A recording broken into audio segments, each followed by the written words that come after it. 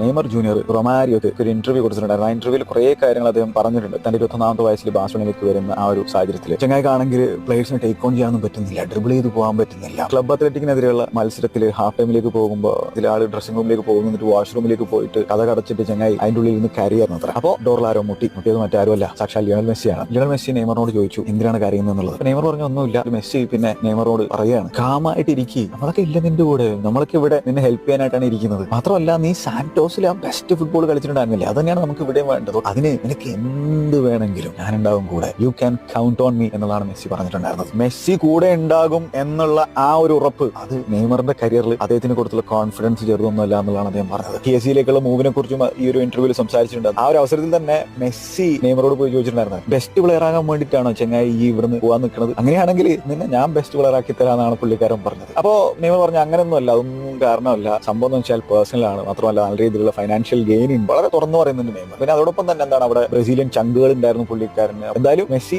അദ്ദേഹത്തിന് നെയ്മർ അവിടെ നിന്ന് പോകുന്ന അത്ര വലിയ ഒരു താല്പര്യം ഉണ്ടായിരുന്നില്ല എന്ന് നമുക്ക് മനസ്സിലാക്കാൻ സാധിക്കും. ഈ മെസ്സി എന്ന് പറഞ്ഞ ചെങ്ങായി ഉണ്ടല്ലോ ഭയങ്കര കോമ്പറ്റീറ്റീവ് നേച്ചറും കാര്യങ്ങളൊക്കെ ഉള്ള ചെങ്ങായി തന്നെയാണ്. പക്ഷെ അതോടൊപ്പം തന്നെ ഏറ്റവും ഇമ്പോർട്ടന്റ് ആയിട്ടുള്ള കാര്യം പുള്ളിക്കാരൻ ഒരു ടീം പ്ലെയർ ആണ്. മൂപ്പരുടെ കാര്യത്തെ കുറിച്ച് മാത്രം വേവലാതിപ്പെട്ട് നടക്കുന്ന തരത്തിലുള്ള ഒരാളല്ല. മൂപ്പർ ഒരു ഒടുക്കത്തെ സെൽഫ്ലെസ് ആയിട്ടുള്ള പ്ലെയർ കൂടിയാണ്. ഒരു മെന്റാലിറ്റി കൂടി ഉള്ളത് കൊണ്ട് കൂടി തന്നെയാണ് അദ്ദേഹം ഈ കണ്ട കാര്യങ്ങളൊക്കെ നേടിയെടുത്തിട്ടുള്ളത് എന്നുള്ളതാണ് എനിക്ക് മനസ്സിലാക്കാൻ സാധിച്ചത്. ഇനി എന്താണ് അദ്ദേഹത്തിന് ഫുട്ബോളിൽ നേടിയെടുക്കാനുള്ളത്?